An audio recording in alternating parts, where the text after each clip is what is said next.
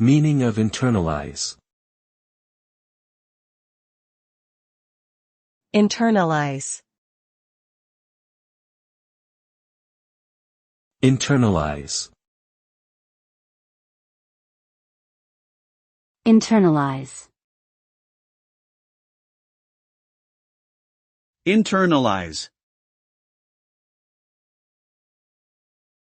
The term internalize means to incorporate or make something a part of one's own thoughts, feelings, or attitudes.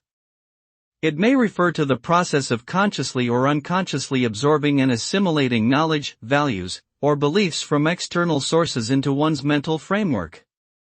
For example, a child may internalize social norms and values through personal experiences, or an adult may internalize feedback from colleagues to improve their performance at work.